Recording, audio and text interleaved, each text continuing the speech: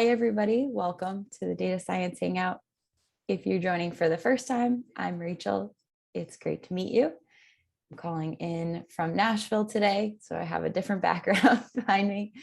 If this is your first Hangout, this is an open space for the whole data science community to connect and chat about data science leadership, questions you're facing, and what's going on in the world of data science. So we want this to be a space where everybody can participate and we can hear from everyone. So there's 3 ways that you can ask questions. You can jump in live, and raising your hand on Zoom works well for this. You could put questions in the Zoom chat. Just put a little star next to your question if you want me to read it, or else I'll just call on you to jump in the conversation too. And then we also have a Slido link that Tyler will share in just a second, where you can ask questions anonymously too. Just want to reiterate, we love to hear from everyone, no matter your level of experience or area of work. And with all of that, I'm so happy to be joined by my co-host for today, Daren Eiri. Daren is Director of Data Science at Arrowhead General Insurance Agency.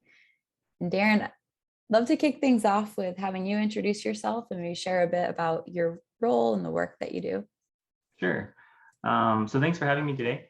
So I lead the data science team at Arrowhead General Insurance. Arrowhead is one of several subsidiaries within our parent organization, Brown & Brown Insurance. And we're kind of set up as like a shared service within the organization. So we're very decentralized, and not every subsidiary within Brown & Brown has their own data science team, looking at data. Sometimes they haven't even looked at their data, right? So our team is there to provide support for those types of needs. It's not always something where we're building a predictive model. Most of the time, it's just trying to find value in the data that they already have, and what their data is, what the data actually looks like. So sometimes we'll try to find business value in that data, whether it's trying to improve their underwriting functions. Sometimes we'll try to look for ways to price insurance products.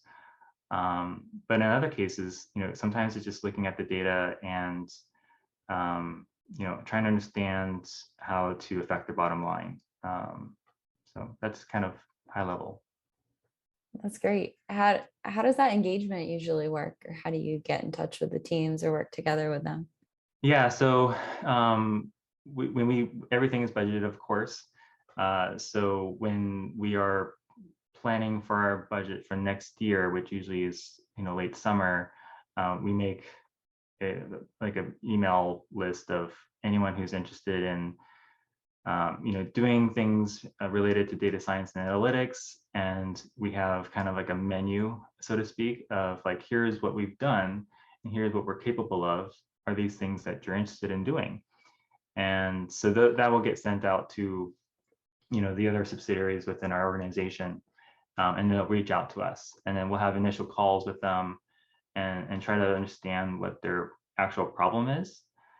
Sometimes it's they jump straight to like, I want to have a machine learning model. I want deep learning to do something cool, right? And that's not always the case. Sometimes you just start off simple, just looking at the data itself and trying to understand what the problem is and building a solution for that problem, versus building that shiny object that they think that they want, but they really don't. I imagine that takes some good communication skills too. Yeah, and sometimes it's setting expectations. You always want to be clear, whatever you're building, what it's going to be capable of doing and what its limitations are. I think we're pretty lucky within our organization. Not many people that I've worked with, they all have a pretty good idea of what we're capable of and the limitations. And for the most part, they're always pretty invested in the work that we do. So, having that stakeholder investment I think we have a much easier time than other organizations, at least from my experience. While we wait for questions to come in from everyone here, I'd love to ask you, what is something that you're really excited about in data science right now, or thinking about the year ahead? Mm-hmm. For me personally, I think there's a lot of opportunity within the insurance industry to make a difference. You have all these insurtech startups trying to, disrupt the industry, right? We are a much more formal insurance company, so I think we're kind of catching up to using data more efficiently and effectively within the organization. So from my perspective, there's a lot of opportunities for the data scientist to build meaningful products, whatever that might end up being, whether it's a dashboard or a report that provides some insights to provide business value, a predictive model, right? We have a lot of opportunity to make a difference. Whereas, I think other spaces, I think a little bit more competitive, and I think the leadership in our organization makes it a big priority for us to leverage data and analytics to make sure that we don't fall behind. Are you hiring a lot of people right now, or what does the team look like? How many people? Yeah, so we're a pretty small team. I mentioned we're a decentralized organization, so there's other teams within the larger organization that does data and analytics. They might be doing something different. One team is very focused on Bayesian statistics, for example, and they have a different client focus. Again, we're kind of like internal consultants, so we're helping the businesses internally. There are some other teams that are focused on helping the business with customers externally.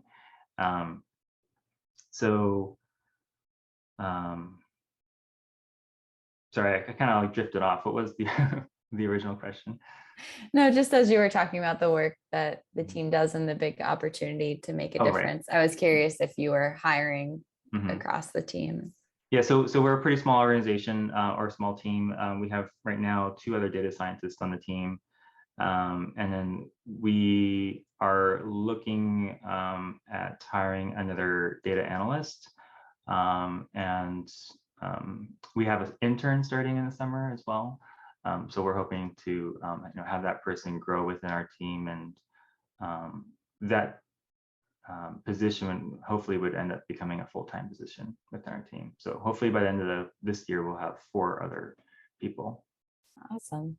I see there's a few questions coming in from the chat. Andreas, would you want to jump in and ask that question? Sure. I'm always interested in someone who has a title that looks like they're a bit managerial. How much of it is managerial? How much can you still do hands-on technical stuff? And is it something you can decide for yourself, or is it sort of dictated to you? Mm-hmm. Yeah, that's always, I think, a hard thing to balance when you're at a position where you're managing a team and you're in a technical space. I think other people have mentioned that you don't want to lose that technical skill set if you can. I don't do the day-to-day like modeling or analytics and looking at the data specifically. That's kind of what the rest of the team does. So a lot of my time is spent kind of like doing project management, product ownership,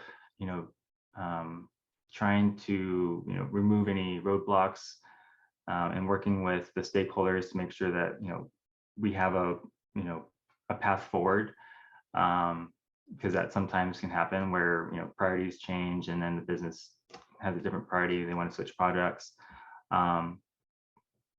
But I don't know, it's kind of difficult. I was talking to a friend of mine about this yesterday, and he's spending 50% managing and then 50% doing technical work. And at that point, he doesn't have time to work on the projects and have that project management hat on and move things forward, because he's still involved in the technical side of things. So I think you do kind of let go of that technical role, so to speak. So my time, if it is technical, it's kind of like making things a bit more efficient, or making sure that our APIs that we have, because that's how we service our models, are running efficiently. I kind of have a unique perspective because I have an IT background. So I used to do like systems administration. So we use, RStudio products. So we have RStudio Workbench, we have RStudio Connect, and then the package manager. So I manage all of that infrastructure and the servers that host those products. So making sure that that kind of stays available. And, I think one of our goals for our team is making sure that those APIs that we have released as production, that they stay operating during business hours. So that's kind of a challenge that I have to kind of balance. And sometimes that ends up with me, working more than I should, I think, and especially during off hours when I have to do like, the IT maintenance stuff. But it's a need that I think that our team has to have. And I think that's also one of the things that gets kind of brought up is, how do you work with IT as a data science team? And I kind of take that responsibility so that we don't have to rely so heavily on an IT team to do what we need to do technically. So it makes us more agile to make things work the way we want it to work. Yeah, I kind of went off on a tangent there, but in short, I don't do a lot of coding as much as I like to. When I do, it's kind of just making little tools here and there to make us more efficient as a team and to monitor things. But the actual like data analytics, building models, I haven't been doing that as much. That's interesting that you wear two hats, obviously, or many hats, but are doing the IT administration as well. Is there a point where you think that would get handed over to IT, or? I mean, I think that would always be nice. I think fortunately we have a close relationship with the people in IT to make, significant changes if we need to. But once it's kind of in place, then there's not much else that needs to be done. The things that, that I can handle are, just day-to-day things that are really small and doesn't require a lot of effort. So once everything's working in place, then it's not too much of a responsibility. But if something isn't working, then of course that's kind of when, everything is put off to the side, and that's when you have to work with IT to understand like what the problem is. And if it's a networking issue, is it something on the the other side where the business, the subsidiary, the other company that we're working with, if their calls aren't coming in correctly as we were expecting it to, making sure that there's nothing on their end that's a problem. Yeah, it's kind of a mixture of problems that you have to deal with. I see Ishwar, you just put a question to the chat a bit earlier too. Do you want to jump in and ask that live? Yep, absolutely. Hey, everyone. Hey, Daren. I'm Ishwar. I'm a data scientist at Nissan here in the supply chain, manufacturing assembly plant, basically in Tennessee. So as you mentioned in the discussion that looking at deep learning and neural net stuffs. So I was just curious if you have or your team has ever experimented or try to work on the deep learning or neural nets, at least, if not, in the level of computer vision. I understand in the insurance industry, as I'm working on several projects, but it doesn't much need to train very high capacity deep learning and neural net models. So I was just curious if you see any potential opportunities to work on those deep learning models that can be applied into the insurance industry. Being specific, if your team has thought about looking at if any deep learning models can be utilized to make your project or the project you're working on to make it more robust, or at least, if it is 98 to make it 99 or near, closer to perfect. So just kind of to make the point of discussion. Yeah, that's always a fun question to think about. Short answer is our team does not do any deep learning. Okay. I think in insurance industry as a whole, yeah, I think there's opportunities to. I think, I could be wrong. I'm not sure how other insurance industries are thinking about it, but there's a lot of investment in that, right? It's kind of, you're going into like an R&D focus versus like developing a product that could actually be used, and there's a high likelihood of the business using it. So there's certain risks involved with building products that leverage deep learning, but I think it depends on the application. So from a very simple perspective, I mean, just being able to read handwritten documents that are scanned. There's a lot of scanned documents that are still being used within our industry. Right. Usually it's typed out or something on some form, but there's always going to be some handwritten forms and stuff. And so being able to extract that information and leverage handwriting recognition for obtaining that data, that text, and putting it into a structured format. That's always going to be a common application that is going to be needed in the insurance industry.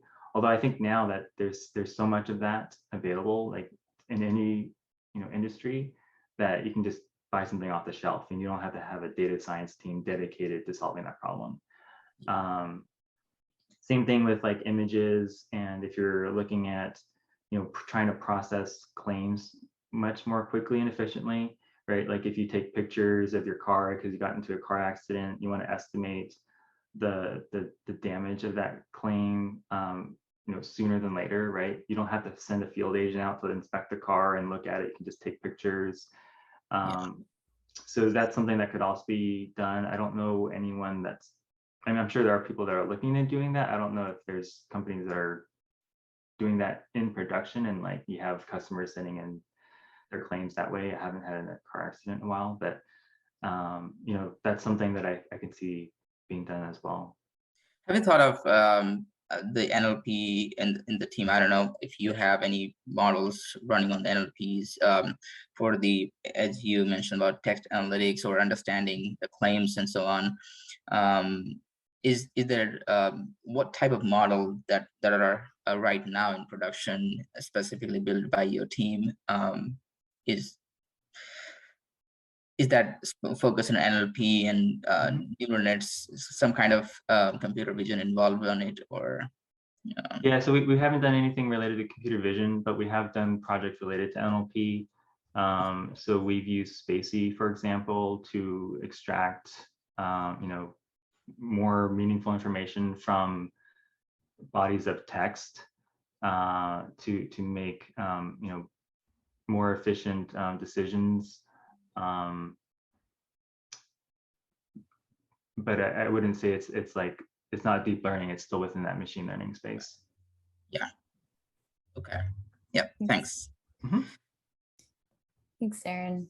Thanks for the questions too. Just a reminder, if anyone wants to ask anything anonymously too, you can put it through on Slido, or just raise your hand and jump in.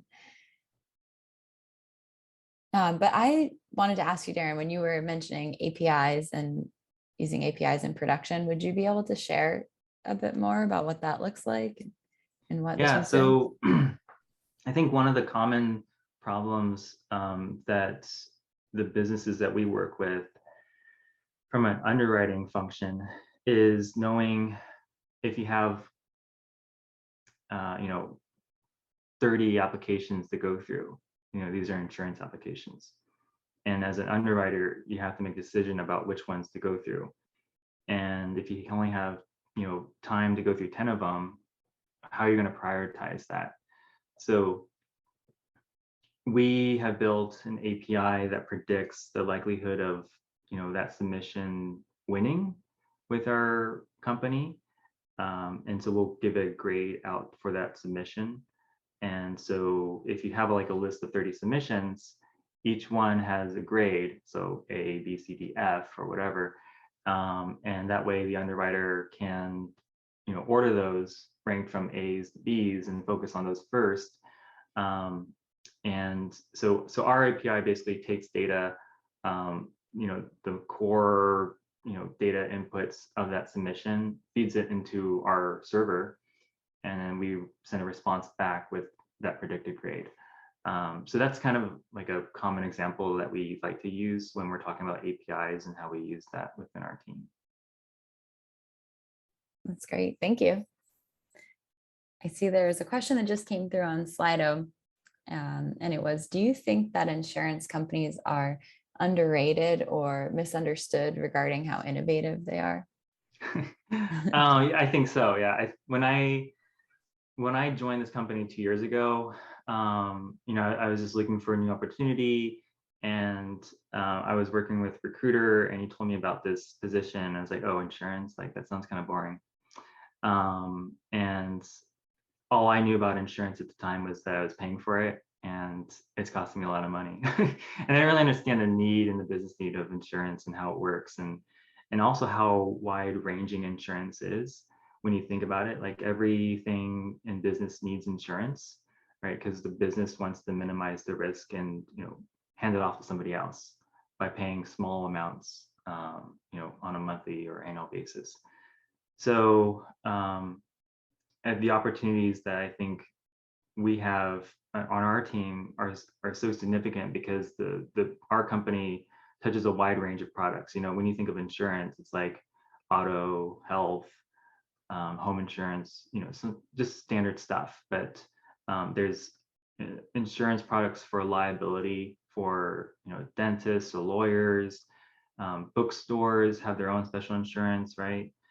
Even when you're looking at professional liability insurance, there's different liability insurance for different professions, and how you apply and solve their problems for their data. It's so unique. So yeah, I think it's pretty underrated, just because it just sounds boring, but when you go into it and you kind of delve into the problems a bit more, then they're all very unique, and they all have different problems that they're trying to solve. And again, as I mentioned, I think the insurance industry as a whole is still kind of trying to catch up to use and leverage their data, and so it provides us with a unique opportunity for us to make a big impact. What's the most exciting opportunity you think, or a problem that you're helping the team solve that you're most excited about? Oh, I don't know if there's anything specific. We've had a lot of cool projects that we've worked on. Part of that is related to using NLP. It was kind of the first time we were able to apply, that type of modeling and approach to solve a problem. A lot of our problems are kind of focused more on just, basic statistical methods, right? And we don't do anything really complex because it doesn't require more complex methods. We always look at more advanced machine learning models when we're assessing the predictability of the work that we do, but it doesn't compare to the explainability and the ease of use and maintenance of using regular regressions. We compare those types of models to something that's more machine learning focused, and they perform just as well. Cool, thank you. I see Alex, you just asked a question in the chat. Do you want to jump in? Sure. I was always curious about this. In insurance, it seems like data science and actuarial science could be like doing almost similar things. And so I'm kind of curious what it's like at an actual insurance company. So I was wondering if you could comment on that. Yeah, so our team is organized, so we have a data science side and then an actuarial science side. So both teams report to the same person. but they're separate groups and they work on different problems. The actuarial team looks more specifically at the insurance products and whether they're meeting their profitability targets, whether they're looking at, do we need to make changes in the rate at which they, charge the product, right, to make sure that they're meeting their profitability goals.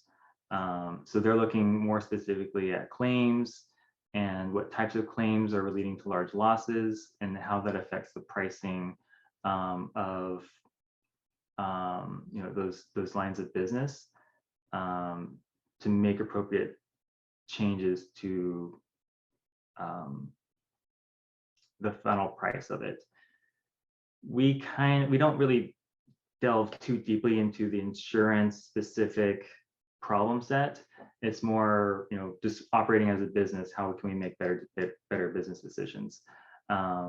We don't know enough about insurance from an actuarial perspective to kind of make those types of decisions.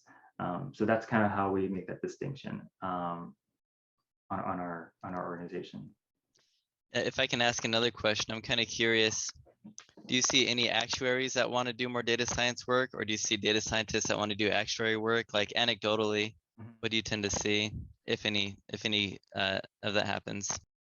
Yeah, I think that depends on the individual person and kind of what they've been exposed to. I've had some data scientists, I've had like a data scientist position open with people who have some actuarial experience, and they apply or want to change from an actuarial to a data scientist position because they care more about like the data and the modeling versus I guess the specific problem space of just insurance and pricing. And they also really like the coding, I think, aspect of it. Although that's not to say that with an actuary you can still code and stuff, right? I think it's just you're more into it when you're in the data science space, especially if you're building out APIs and pipelines to handle data. I think there's that love of just working with data that attracts some people to the data science side versus the actuarial side. You're really focused in just insurance. The other way around, I haven't seen that as much, where you have someone interested in data science, someone's moved to the actuarial side. I think also with the actuaries, they have other things that they have to be mindful of, right? That they have exams that they have to take while they're working, which takes several years. So, if you're looking from a professional development background, if you haven't worked or done any programming, and that takes a lot of significant effort initially, especially if you're coming from like a traditional Excel background. So being able to try to do your work while also learning how to code and take those exams, that's really hard. So that takes a lot of time commitment.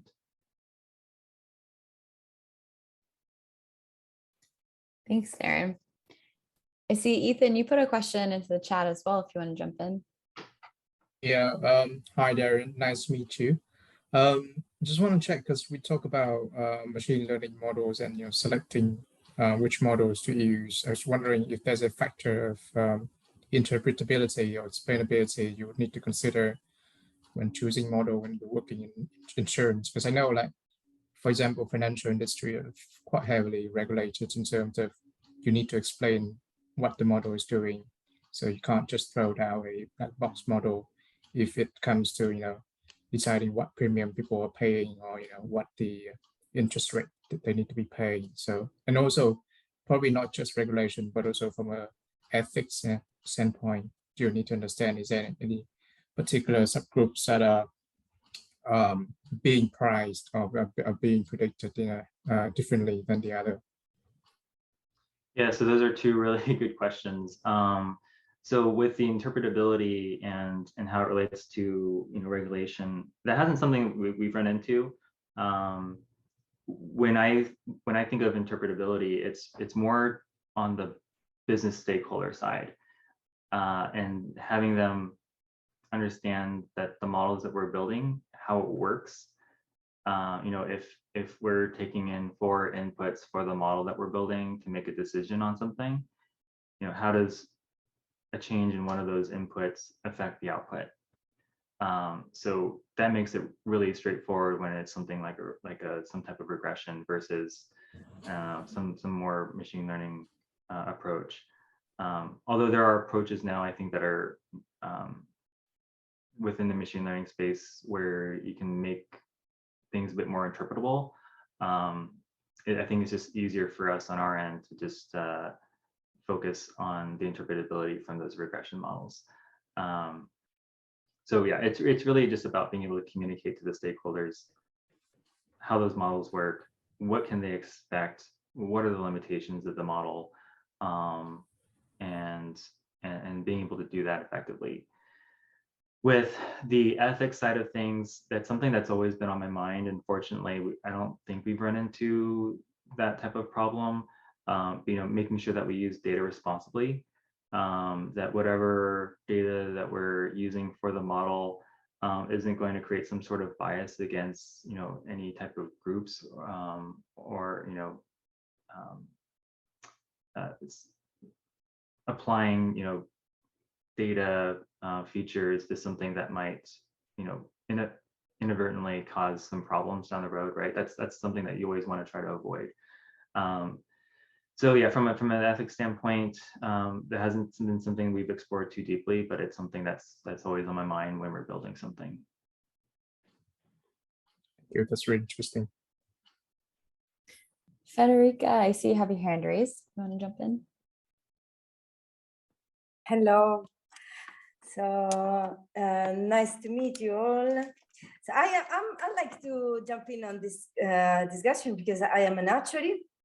So that's why I wanted to ask a question about what type of area you cover within the actuarial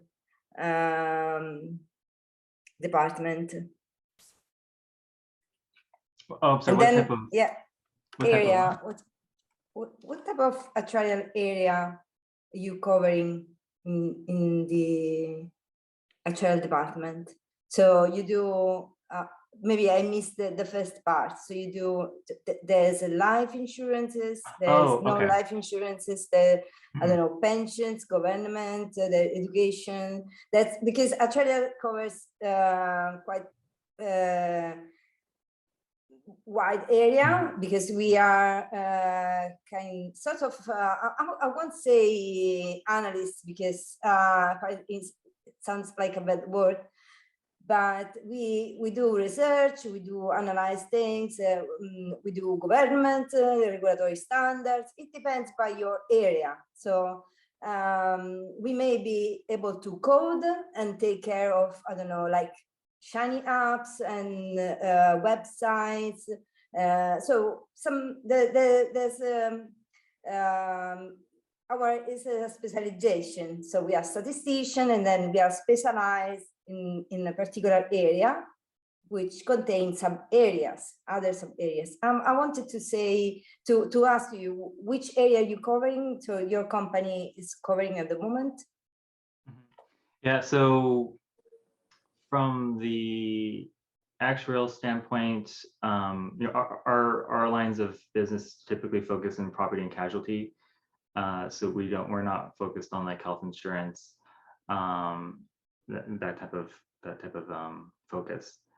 But in terms of the property and casualty side, our organization kind of focus, at least for what we focus on, is really niche business types. So that can range from just like small restaurants and small businesses to workers' comp. I mentioned liability insurance. There's also some products related to schools and property and liability insurance for education. It kind of ranges. So each actuary, I think, kind of has like a specific focus. So they're not like spread too thin. So one of them I know that focuses more on personal property type lines. I wouldn't be able to say much more than that, other than that they do have areas of focus. Yeah, I hope that answers your question. Yes, sure. Thank you. Thank you. And I see there's also an anonymous question that said, you've piqued my interest with the insurance for bookstores. What data factors into the rates they receive? So that, I don't know. I know that we have insurance products focused on bookstores, but that's not something that we've worked with directly as a team. So I would be interested as well. I mean, there's lines related to like truckers, and there's other really like niche insurance products that we work on, but we don't work on all lines. There hasn't been, I guess, a need, but those would be really interesting to work on.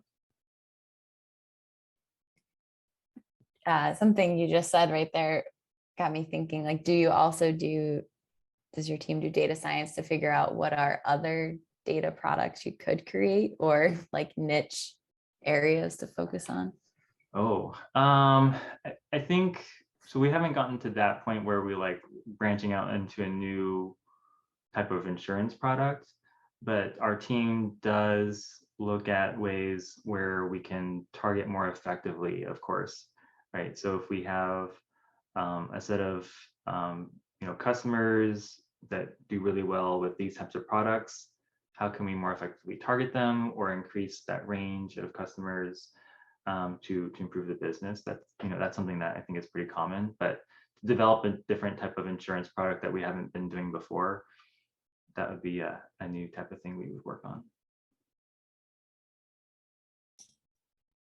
I get to ask you a lot of questions until someone jumps in here. So feel free to raise your hand, put it in Zoom, or use Slido too. But something I've been curious about with understanding insurance data and how you like decide who is a good customer for you.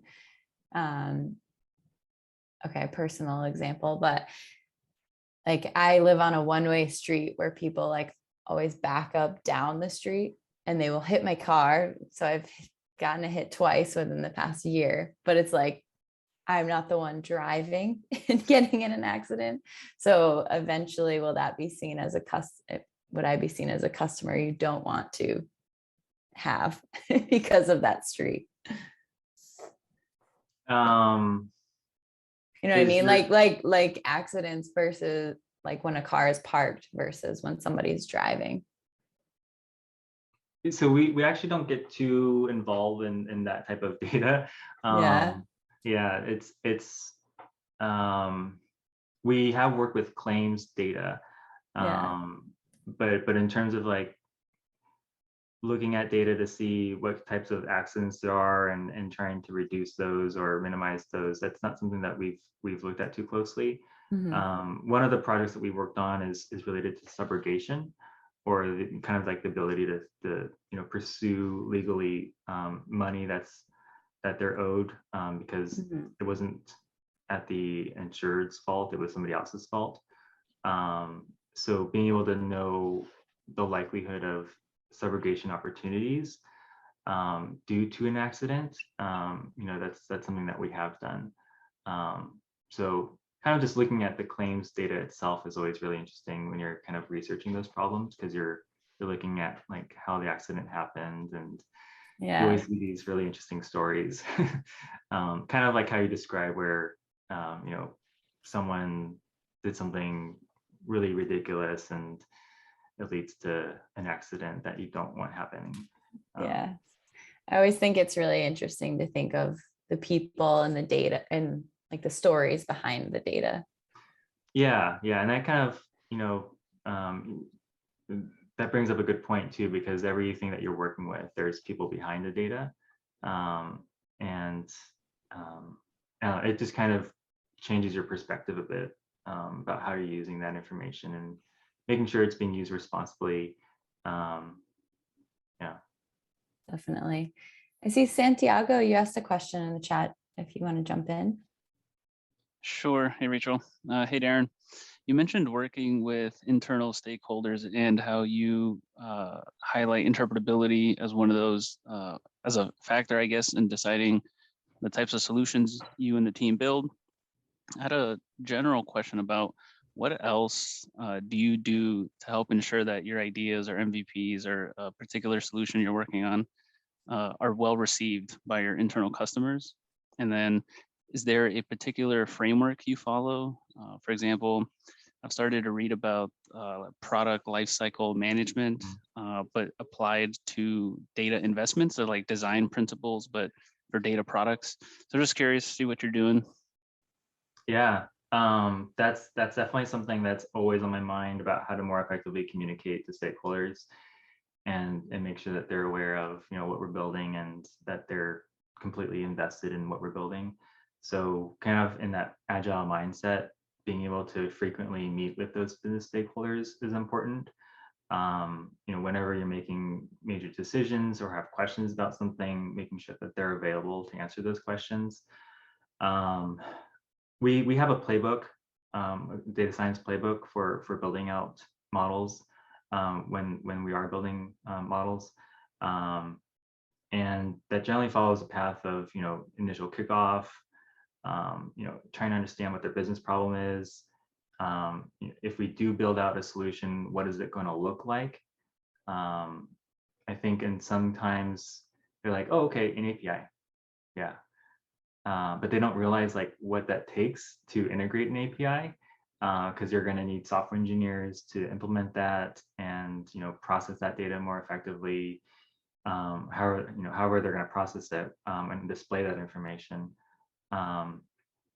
And also making sure that it's part of their business workflow. So if they're adding this new feature, how is the business going to use it and continue using it, so it's not just something where they implement and it kind of gets left in the dark. So you know, we do try to follow this playbook to make sure that, you know, we follow the steps that we're to make us as successful as we can. That doesn't always happen, but we try our best. So in terms of making sure that they're on board, before we start building the model, you know, we just talk about their data and what it looks like, because we have to do that anyways. And it's kind of a service to them because they probably haven't looked at the data at that grand of a scale. You know, they're kind of seeing things quarter to quarter or year to year. But we'll take a whole look at the data and provide them with what we're seeing and the perspective that we're seeing, especially because we don't have that, you know, expertise in their business, and get their input. And we always ask for their hypotheses and what they think will lead to, you know, what we're trying to predict.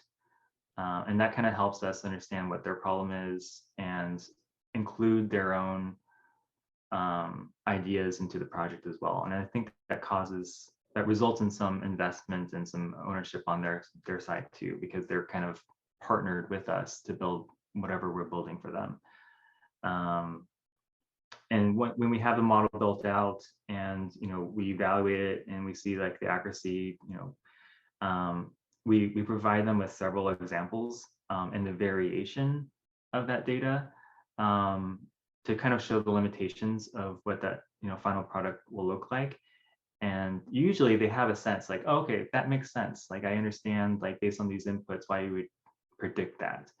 And I think that helps out a lot too, when you're spending the time to walk them through that process and they see it working, and what the result ends up being. And I think that really helps with getting them on board. I hope that answers your question. Yeah, that was really great. It seems obvious in hindsight, but having a playbook seems tremendously useful. So you're not ad hoc, like the Wild West, just doing something different every time. Yeah, and then sometimes like you might forget small little details. So at least you have something to reference to when you have a playbook that works. Got it. Thank you so much. Mm-hmm. It sounds like you are so thoughtful in your approach to working with the business as well, like having the data science menu and then the playbook, and I'm curious where you learned that, or how we all can do that as well. Well, to be fair, that data science menu is actually from my boss, and he kind of came up with that idea. The playbook was kind of came out of necessity, because I forget things. So I mentioned, like, you want to make sure that when you do certain projects, you don't forget things, and I tend to forget things. So I always write things down, and having this playbook also kind of provides a visual of, here's what we're going to do with you, and this is what the steps look like. And so that kind of lays out the land for them when we work with them. It's like a flow chart, basically, just so they can see the complete picture, versus just talking about it and being kind of vague. And at least you have some documentation that way too. So I think a lot of it just comes out of, as I joined this team, finding the problems that you encounter and finding ways to solve those problems as they come up. So you don't just kind of, I don't know, I think you want to be reactive to those problems, right? And find solutions to that so that the next time it happens, it works better, obviously. So I'm very mindful of, like, if something's not working, how are we going to be able to fix it so it doesn't happen again? So our team does do like retros every 2 weeks, just like a software engineering team, for when things don't work well and ways we can improve the team. We kind of address those pretty frequently. And there's a time and space for that to happen too, versus, just as it come up. Like, I think having that dedicated time really helps. Thank you. That's really helpful. I see there's quite a few other questions in the chat. Someone put in one, I think it might be your initials, RBMV, but if you want to jump in. Yeah. Yep. Yeah, sorry, I forgot to change it when I Oh, joined. no worries. Hi, Robert. Hi.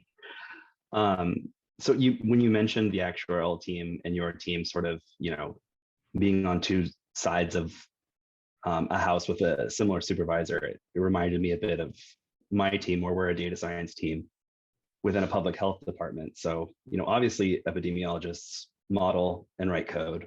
We also can model and write code. And so carving out the space of our work and the space of their work can sometimes be tricky.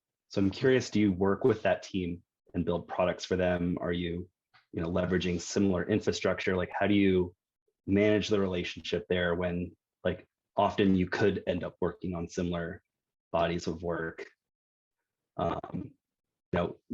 From my perspective, like, we end up doing a lot of technical stuff and more of the software engineering type things. And I'm curious if there's a similar kind of relationship there. Any sort of takeaways from that relationship, sort of best practices for working well? I'm not sure if I can say anything about best practices, but it's similar to your approach, Robert, where our team focuses more on the technical, like statistical, software engineering type approach, whereas the actuaries, again, they're really focused on the insurance and the insurance products. So there's a lot of things in insurance that I don't know. So many things that are very technical on the insurance side that our team, isn't as familiar with. So we lean on them for, understanding the data sometimes, like, what does this data point mean? And, like, what does this line of business mean? And can you provide some business context on what this data looks like? I have no idea. I don't have a lot of information about, like, rate changing and how to make things profitable. Like I can use the words, right? But anything else than that, like, I don't know much. So that's how we work with the actuaries. But for the actuaries, they don't always have the data that they need to work efficiently and effectively. So sometimes our team does step in to help, clean that data when it's coming from different data sources. That's a big challenge for them right now, where, they're getting data from the insurance carriers, and it's like in these Excel files. And, when you're doing VLOOKUPs and pivot tables, you can only do that so much before it gets a bit too much to handle in Excel. And so you need to provide some better framework for that and some infrastructure. So our team does kind of help out with that effort too. Yeah, we're also trying to get them on board using our tools, which can be a challenge. Sometimes there's like a bit of a tool disparaging kind of gap that we're trying to mount. But yeah, the difficult thing I find is figuring out how to not be too enmeshed. I don't know if you have any ideas about how to ensure that the teams don't get too enmeshed sometimes. You just like in the overlapping projects. Yeah, or just you end up being kind of like the software and like the tech support for the product, you know, like in a weird kind of way where you trying to maintain some agency over direction while also trying to help people kind of meet challenges that are a bit too much for them. Yeah, I think it helps if you can to have like someone in that support role for them, where their role specifically is to support them, so you can kind of focus on the things that you want to focus on. You know, that's kind of where we're at as well, where we don't want the data scientist time on our team focus on cleaning the data for the actuaries. So we have a role that's available. So that's their specific responsibility is providing kind of like that data engineering role, basically. You know, in some organizations, you have data engineers that do all the data cleaning and preparation before the data scientists actually do the work. And so I think from that example alone, I'm not sure if that would help if you have another position opened up to provide that support, which is hard to ask, I think, you know, right? You know, just making a position available for that. Yeah. If you don't have the budget, it's really difficult. Yeah, well, I mean, usually people think I created a data science item to hire someone, so they'll figure it out. So I think that's been our challenge too, is advocating for data engineering. So yeah. Great, thanks. Thank you. Javier, I see you have your hand raised. Thanks, Rachel. Yeah, I just had a quick question for Robert, if you don't mind. Robert, do you have any platforms or infrastructure to deploy like a Shiny app or something like that?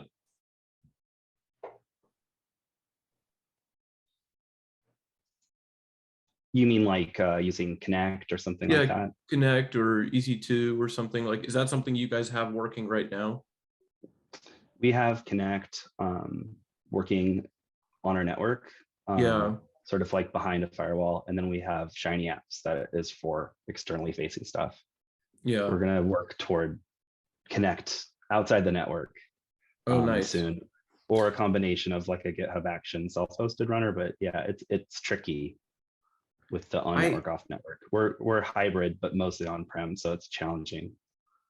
I just wanted to bring up an idea. I haven't built it yet for my own company, but just on Monday, I had a demo of R&R Studio for our finance and FP&A team.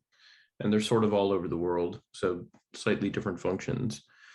But none of them were familiar with R at all. And they had heard of Python, but I mean, they're like living and breathing in Excel and Google Sheets. And I built, like, I don't know what the right solution is, but I built for them a tutorial of like how to install RStudio, how to install R, an intro to dplyr, an intro to tidier, like really basic stuff. And I think it was too much for them, because immediately after I got like 4 requests the next 2 weeks to meet with, you know, different individuals to see if I could help build something for them. And I've seen this online, but I'm almost thinking I need to build a Shiny app that is just like a drag and drop thing. It's got a file upload. They can upload their Excel file. I mean, you know, it shows all the fields. They can drag and drop and then export it. Yeah, I think someone already made that, actually. Yeah, I know I've seen it. I just haven't dove too into it. The SQueeze package, is that what it is? Yeah, I know that's the one for visualization. That's the built-in one for RStudio, but I think that there's a Shiny app that does that. You can just hook it into a data source and kind of drag and drop stuff. I've thought about that too as like a way to, because we just did a training with like 180 people, and now I'm getting a lot of emails about how they want Workbench, and I'm like, no. So I'm trying to figure out how to get scale infrastructure for them. But it's the processing time. Like they were trying to just pivot data along and do a calculation off of it, and Excel was bombing out, Google Sheets was bombing out. It's like, just run this through R and it would take 5 seconds, Anyway, sorry. If you find that, feel free to share it in the chat too. For some reason, I was picturing the drag and drop one of Esquisse or however you say that package, but it sounds like it's something else. But that sounds great. I see there are other questions too. One on Slido that came through anonymously, which was, Daren, what is the size of data sets that insurance companies analyze and collect? Descriptors is okay too, big, small, very big, perfectly fine, just curious.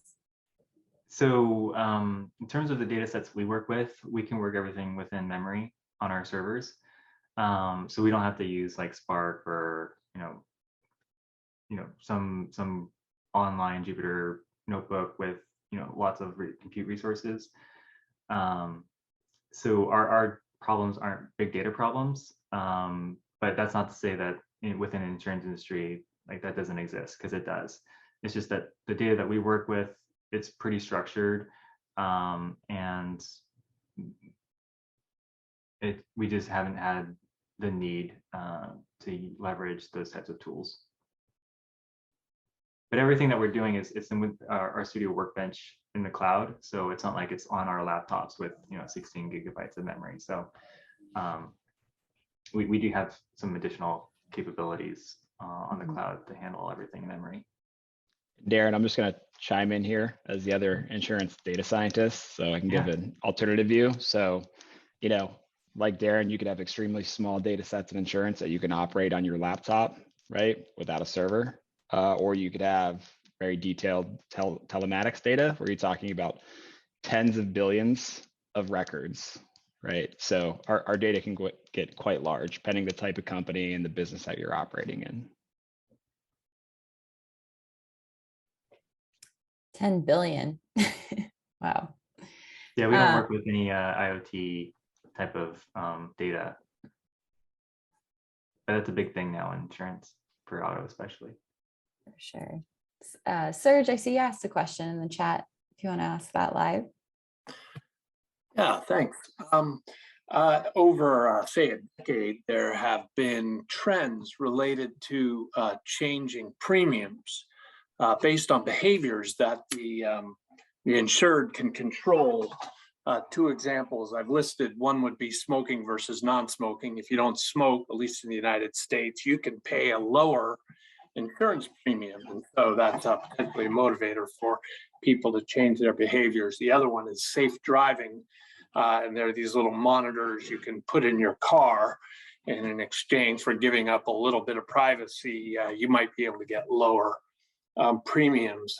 Two others that I'm particularly interested in are related to the environment. One is the idea that if you clear some space around your home in a western forest, for example, you might be able to pay lower fire insurance premiums.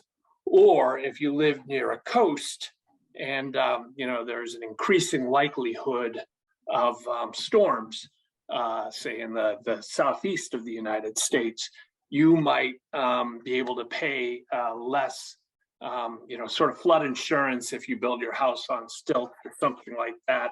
This is kind of more of an insurance question than a science question, although the data science part comes in terms probably of how do you price these things differently. And a question is, are there other kind of examples in insurance and property and casualty insurance that you can think of where there are emerging differentiators between classes based on a user's behavior that they, in theory, can control? Yeah, no, that's a really interesting question. I don't have any thoughts to that. Maybe Russ, if you work with anything on your end that you can think of. But I like the idea of if you're controlling for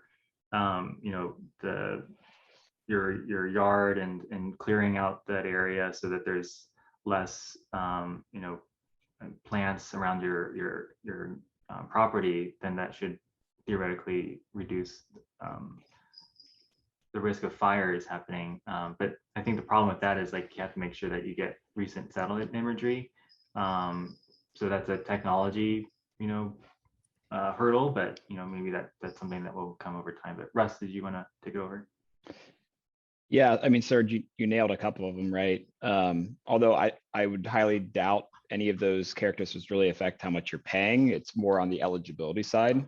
I've worked in the past on a lot of computer vision models where you're using satellite and drone data for primarily commercial properties, but even in residential, right? Your roof condition, right? The type of roof you put on your house is going to be very important too. Those are used in pricing and personal insurance for your homeowners, right?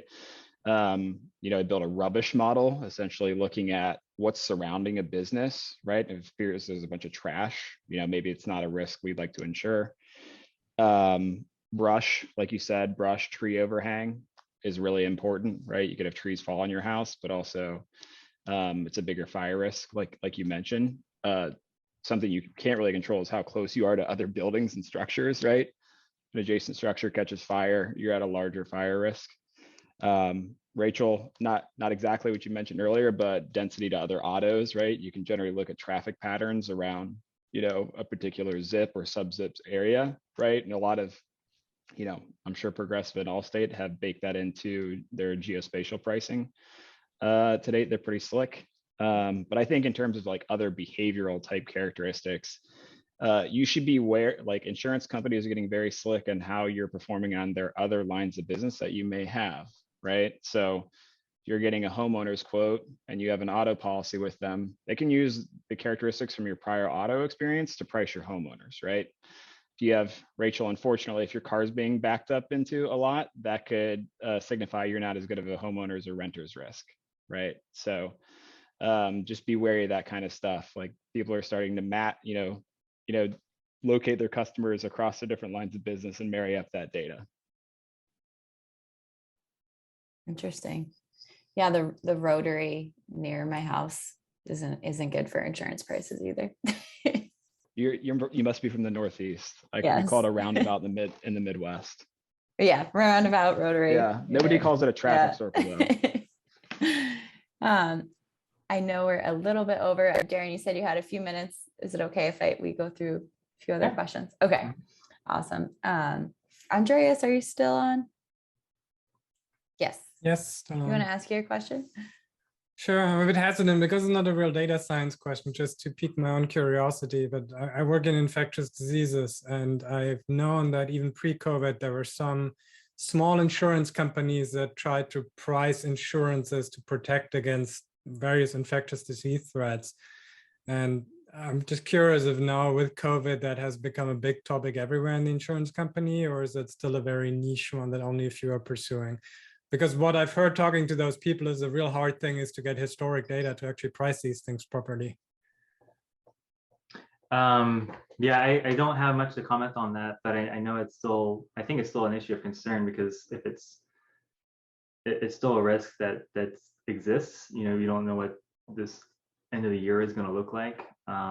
So making sure that the insureds that we have business with right now, that they're going to continue operating and paying for their premiums, like that's still something that we would like to happen, right? So I think it's still something that the insurance industry is still aware of. It's just not as focused on now because everyone's kind of moved on to something else. But I think how that ends up depends on how this situation with COVID is by fall and winter. I see Ishwar had a great question. I think he had to drop at the top of the hour, so I just want to read it. But it was, I have seen a lot of time that the models are built and deployed, but mostly they go unused by the business customers. How do you handle that situation on training customers or creating the business use case with the model, not only in the beginning of the project, but after deployment? Yeah, I think follow-up is really important, and kind of setting that expectation ahead of time. I think we're not alone in that challenge. So I definitely set time aside intentionally and it's like, okay, we have this release, and then so I will follow up with you, a month from now, and then, create those intervals a little bit longer over time, just to make sure that they're getting the value out of it. Because sometimes they just end up having a different priority, and they can kind of lose focus on it. So making sure that, we keep in touch with the stakeholders and just chat with them how things are going. Sometimes that leads into like other projects that they might have that they want to work on, and so that leads to new things that our team can help out with. So I think as long as you're staying in touch with the business side and communicating with them throughout the whole process, and that whole process includes post deployment, I think it's really critical. For sure. And I see Jenny, you just asked a question in the chat too, or around the LinkedIn group. You want to jump in? Oh, hi. I just was wondering, Daren, if you'd be willing to post a description of the data science menu and the playbook that you talked about earlier. Mm-hmm. I failed to take notes, but yeah, these two things are going to become increasingly relevant for me as our team is going to be incorporated more into the product team at my company. So, it's one thing for us to talk about projects amongst ourselves, but then, having some kind of formal way to interact with the product team would be super helpful. So if you're willing to do that. You mean on the LinkedIn group? Yes. Yeah. I can provide an example. Basically, I get like a template almost of how we do it, but it's basically an email for that menu of like, hey, like here's what we do, and then this is the projects that we worked on. But it's very high level, so it's not like here's everything that we worked on and like every single detail about it. So it's just kind of to get their attention.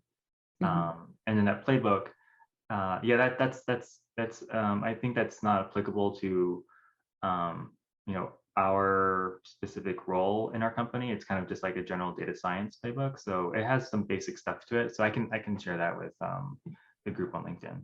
Okay, great, thank you. Mm-hmm. Perfect. And I just put the LinkedIn group in the chat too, if anybody isn't part of that yet. And feel free to keep discussions going there as well. You don't have to wait for me to share the summary of the week. You can start your own discussions there too. One last question I want to ask you, Daren, is if there are specific resources or maybe books or podcasts that you'd recommend to us all? I don't have time for podcasts, and I don't commute anymore, so I haven't been listening to anything. For me, I think a recent book I read was The Making of a Manager by Julie Zhou. She, I think, worked at Facebook as a UX designer, and then she eventually, this is really early on in Facebook's time, and then she's kind of, put in this position of become a manager, and it's like, how do you lead a team when you haven't done that before? And so I've read it once a long time ago, and I'm kind of going through it again, just to remind myself of things I should be aware of. And I don't know, it's good to kind of review every now and then too, just to kind of make sure that I'm I don't know, just for new ideas and stuff. I think for me, being a leader of a team, it's always like, what does that look like, and what kind of leader do you want to be, and how do you keep people engaged and keep talent too, especially right now, right? And how to attract talent. Those are all kind of new things for me and things I think about a lot. So that's been relevant. That's great. Thank you. I just put the link to that book in the chat too. I'll put it with the summary on LinkedIn as well. Thank you so much, Daren, for sharing your experience with us and answering all the questions. And thank you all for all the great questions as well. Yeah, happy to be here. Thank you so much.